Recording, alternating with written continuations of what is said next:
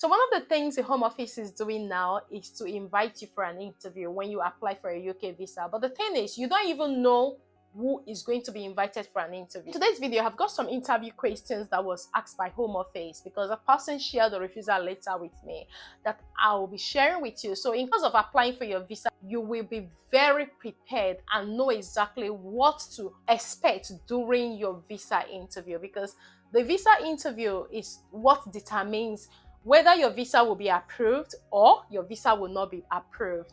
So without wasting so much of your time, let's quickly dive right into today's video.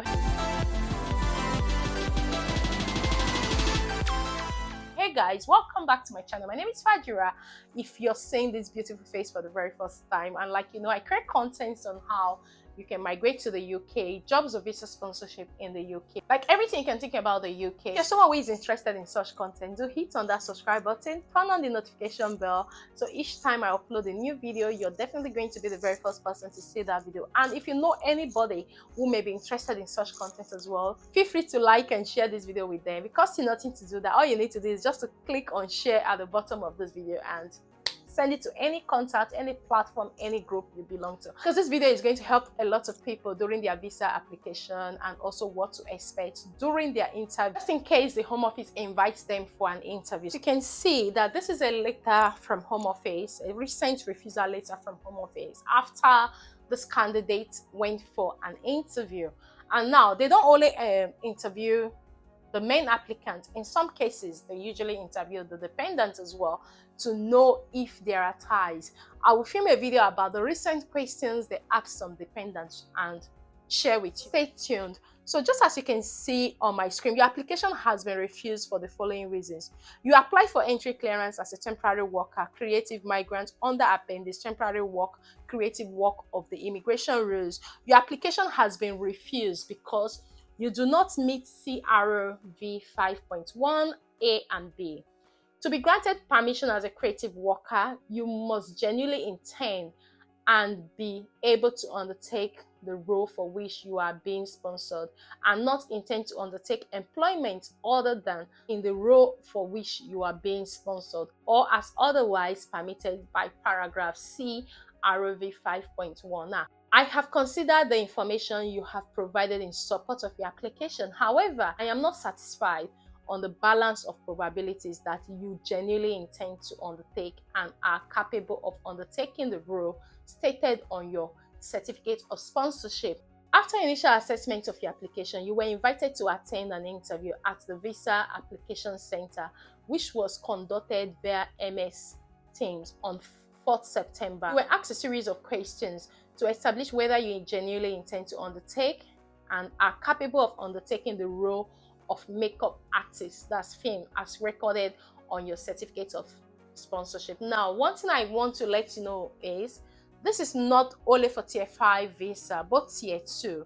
So any job category, even charity worker visa. There was someone I had a consultation with recently, and he was invited for a charity worker visa interviews. So this is not just applicable to makeup artists. Any role you're applying for in the UK, you need to know and tailor these questions as well to the role you have applied to. So see, the questions Home Office asked were as follows. What is your current occupation in your home country? That was the first question.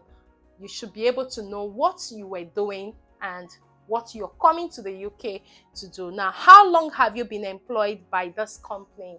That means the company where you are working and you're leaving to move to the UK now, you need to state that. Some people do not even have an idea because they just get a COS and they go for their visa. At the end of the day, if they are invited for an interview, then this will be the case because they don't have an idea of what they are coming to the UK to do. This is just for you to have an idea, like I said, so that even if you're coming for a care job in the UK, you can use these questions and prepare your own answers as well, just in case you are asked based on the job role you have applied for. Now, when was the last time you worked in this role? Just ensure that the CV that you have used to apply for your job, if you've got that CV with Home Office, ensure that you master everything on that CV, because if you have something different on your CV and you're answering something different at the interview, then that's a red flag for whoever is interviewing you. So home office responded to this person after they have asked the first 3 questions by, I noticed that you have been working as a makeup artist for 2 years and a half in your home country. However, I note that you also stated to have last worked in your role as a makeup artist in May 2024. Therefore, this raises doubt in my mind around your credibility as a creative worker, as it will be reasonable to expect you to have worked in your role more recently than this, given your stated current occupation. Now, this person has answered something different. That's why the home office interviewer has made this comment. Now, so the other questions as well that home office asked this candidate was, what sort of movie is this? That's this person have applied that they are coming to do a makeup in a movie. Bear in mind that if you're coming as a makeup artist, there is a function that possibly you're coming to participate in, or maybe you're just coming to do your own business and go back. So make sure you know all of the things you have applied for, even if it's a care work or so. Make sure you know. Now, the next question is, do you have any experience with special effects makeup? This is another question that was asked and the candidate answered. They still asked this candidate again that what movie are you coming to do a makeup for? She called another name at this time. So even if I were the interviewer, I'll be confused and it will raise some doubts as well. So explain your process for choosing makeup based on lighting condition. The person responded, I didn't get you, and they repeated the question again. So this is the feedback from the home office to the candidates. I note your response regarding what sort of film you will be working on. I'm not satisfied. Your response demonstrated you know for certain what the name of the film is. And what this is, it would be reasonable to expect someone who has been assigned the role of makeup artist to work on a particular film to at least be aware of what film they are working on. However, I'm not satisfied your response indicated this. Furthermore, I note you stated to have experience with special effects makeup. However, after conducting open source checks on the production you named as an example, I have been unable to locate your name in any of the credits. Therefore, I cannot be satisfied of accuracy of this response. In addition to this, you were vague when responding to the questions about choosing makeup based on lighting conditions. This is a basic aspect of any film makeup artist role. Therefore, it will be reasonable to expect you to be able to provide more detail and explanation in your response. As such, this furthers my questions of your credibility as a creative worker and leads me to question whether you are genuinely able to undertake the job role assigned to you. Other questions that were asked as well from home office. Now, they don't only ask you that question. For instance, this is a makeup artist. She should have a portfolio online. The portfolio could be an Instagram makeup page or Facebook makeup page or TikTok or anything for home office to go and check. Now, look at the questions that home office asks. Would I find any credit for your work online? Of course, the person said yes. So, do you have any social media accounts? If yes, please provide full details of where we can find you, including handles. You can imagine how detailed this is. Now, she provided everything according to her during the interview, and let's hear the response from home office. I note your responses above. Regarding your online credits and social media presence, I have conducted extensive open source checks on your name and the information provided. However, I have been unable to find any credible credits in your name or examples of your previous work. Therefore, in the absence of this evidence, I further question whether you are genuinely intending or are able to undertake the job role assigned to you. Now, after she provided everything, home office went back to check and they couldn't find any of her work she has done online with her handle. And as you can see, they also later asked more questions. What is the schedule for the program? And she was like, what program? She was responding, what program? Because she didn't really have an idea of what she was coming to you. Now, they repeated it 4 times from what I can see, the date and what is the schedule. And she responded according to them, but this is the home office feedback regarding her response, as you can see. Note you were unable to give a detailed response regarding the schedule of your trip.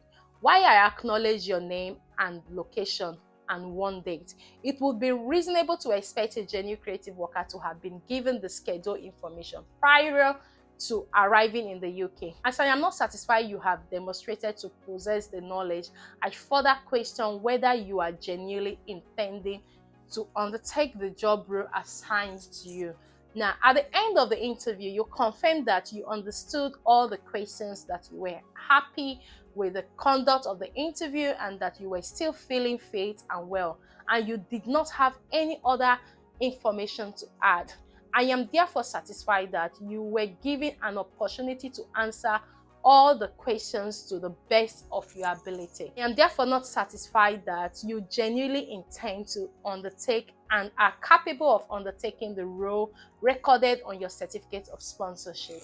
Now, I therefore refuse your application under paragraph C, RV 5.1A and B of the Immigration Rules Appendix, Temporary Worker, Creative Worker. So the next step for this, you have 28 days from the date on which you receive this decision to apply for administrative review. You may only apply for administrative review if you think there has been a case working error. Now, this Home Office interviewer gave opportunity to the candidate to explain if there are other information she would love to support that maybe she may have omitted during the interview. She said she was okay, she was satisfied, the interview was conducted well, and at the end of the day, because she didn't really have an idea of what she was coming to do in the UK, the visa was refused. Because for you to get a COS, then you would have gone for an interview, right?